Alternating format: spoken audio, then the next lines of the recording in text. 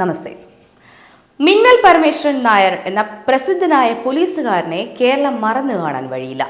അദ്ദേഹത്തിന്റെ പ്രസിദ്ധമായ service story മിന്നൽ കഥകൾ എന്ന പുസ്തകത്തിൽ ഒരു ഭാഗമുണ്ട്.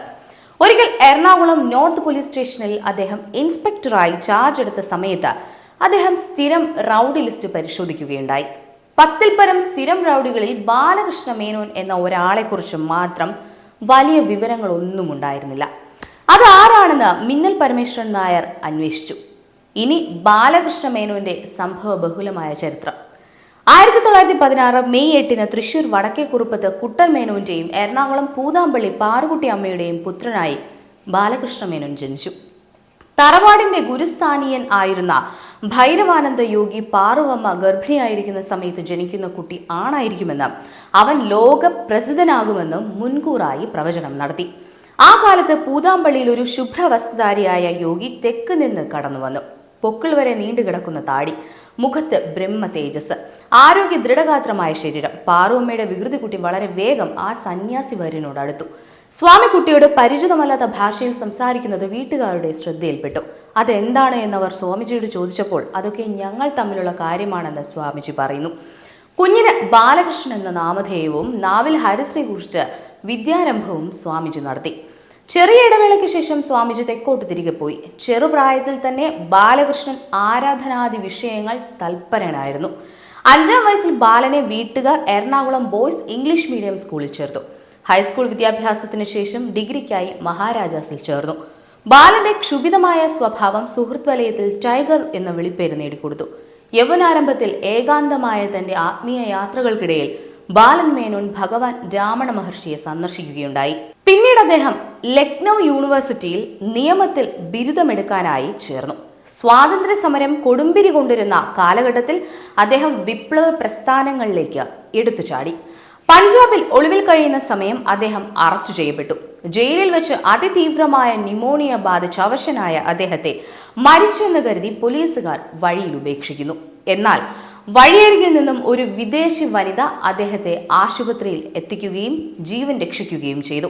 അവിടെ നിന്ന് ബറോഡയിലേക്ക് പോയ മേനോൻ തന്റെ പത്രപ്രവർത്തന ജീവിതം ആരംഭിച്ചു. മിസ്റ്റർ ട്രാമ്പ് എന്ന തൂലികാനാമത്തിൽ ഇന്ത്യയിലെ പ്രസിദ്ധമായ പത്രങ്ങളിൽ ബാലകൃഷ്ണ മേനോൻ ലേഖനങ്ങൾ എഴുതാൻ തുടങ്ങി.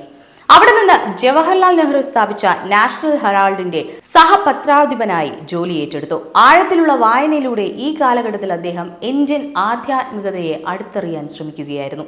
ജീവിതത്തിൽ നിന്ന് മുഖം തിരിച്ചു ഹിമാലയത്തിലെ വനാന്തരങ്ങൾക്കുള്ളിൽ അർത്ഥശൂന്യമായ ജീവിതം നയിക്കുന്ന സന്യാസിമാരുടെ ജീവിതം പുറം ലോകത്തിന് മുൻപാകെ തുറന്നു കാണിക്കുവാനായി അദ്ദേഹം ഋഷികേശിലേക്ക് ഒരു യാത്ര നടത്തി. ഒരു വെള്ളിയാഴ്ച യാത്ര ചെയ്ത് ഞായറാഴ്ച തിരിച്ചു വരാമെന്ന ധാരണയിൽ തുടങ്ങിയ ആ യാത്ര തിരിച്ചുവരവുകളില്ലാത്ത ഒരു യാത്രയായി മാറുകയായിരുന്നു. ഋഷികേശിൽ അദ്ദേഹം സ്വാമി ശിവാനന്ദ സരസ്വതിയെ കണ്ടുമുട്ടി. ജോലിയൊന്നും ചെയ്യാതെ അലസന്മാരായി നടക്കുന്നവരാണ് സന്യാസിമാർ എന്ന തന്റെ ധാരണ പതിയെ മാറാൻ തുടങ്ങി. അധികം വൈകാതെ വേദാന്ത സാഗരത്തിലേക്ക് ബാലകൃഷ്ണ മേനോനെ സ്വാമി ശിവാനന്ദ കൈപിടിച്ചു നടത്തി. ചുണ്ടിലെപ്പോഴും എരിയുന്ന സിഗരറ്റുമായി ആശ്രമ പരിസരത്ത് അലഞ്ഞ ബാലകൃഷ്ണ മേനോനെ പറ്റി മറ്റ് അന്തേവാസികൾ പറഞ്ഞിരുന്ന മുറുമുറുപ്പുകൾക്ക് ശിവാനന്ദ സ്വാമിയുടെ മനസ്സിൽ മറുപടി ഉണ്ടായിരുന്നു. ചുണ്ടിലെരിയുന്ന സിഗരറ്റിനേക്കാൾ മേനോന്റെ ഹൃദയത്തിൽ എരിഞ്ഞിരുന്ന അഗ്നി സ്വാമികൾ ദർശിച്ചിരുന്നു. കുറച്ചു ദിവസത്തെ ആശ്രമവാസത്തിന് ശേഷം ബാലകൃഷ്ണൻ ഡൽഹിയിലേക്ക് തിരിച്ചു. ആ കാലഘട്ടത്തിൽ ബാലകൃഷ്ണ മേനോന്റെ സുഹൃത്തായിരുന്ന ഷെറോഫ് മരണപ്പെടുന്നു. അദ്ദേഹത്തിന്റെ പിതാവ് മകന്റെ ചിതാഭസ്മം നിമഞ്ജനം ചെയ്യാൻ ബാലകൃഷ്ണനെ ഏൽപ്പിക്കുന്നു. ഇത്തവണ ഋഷികേശിലേക്ക് തിരിക്കുമ്പോൾ മേനോനൊപ്പം അദ്ദേഹത്തിന്റെ പ്രിയ സുഹൃത്തിന്റെ ചിതാഭസ്മം ഒരു ചെറുകുടത്തിൽ ഉണ്ടായിരുന്നു. താനും സുഹൃത്തും ഒരുമിച്ച് നടത്തിയ ട്രെയിൻ യാത്രകൾ അദ്ദേഹത്തിന്റെ സ്മൃതികളെ വേട്ടയാടാൻ തുടങ്ങി. ഇന്നിതാ തന്റെ പ്രിയ സുഹൃത്ത് ഒരുപിടി ചാരമായി അവശേഷിക്കുന്നു. ഈ ചിന്തകൾ അദ്ദേഹത്തിന്റെ ആത്മാന്വേഷണത്തിന്റെ ആഴം കൂട്ടുകയും ആ കാലഘട്ടത്തിൽ അദ്ദേഹം ശിവാനന്ദ സ്വാമികൾക്കൊപ്പം ചാർധാം സന്ദർശനം നടത്തുകയും ചെയ്തു.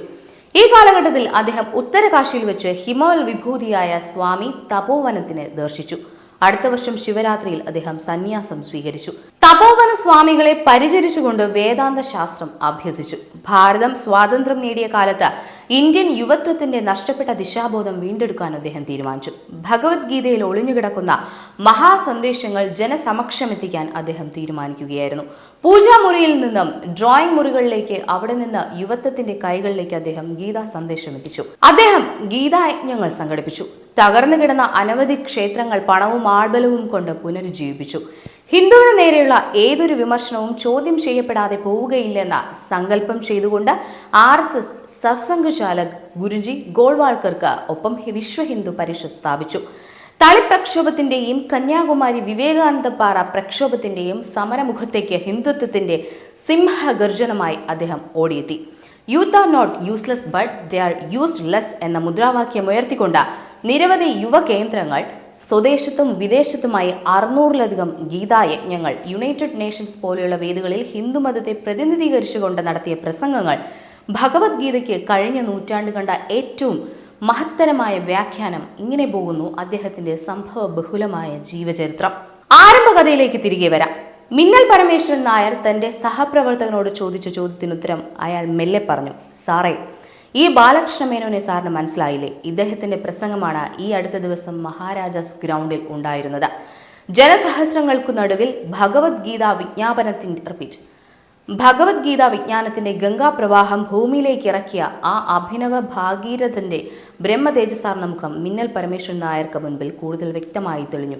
കേരളത്തിൽ ജനിച്ച് ഉത്തരേന്ത്യയിൽ ജീവിച്ച് ഉത്തരകാശിയിൽ പുനർജനിച്ച ആ മുഖം അതൊരു ബാലകൃഷ്ണന്റേതാണോ? അല്ല.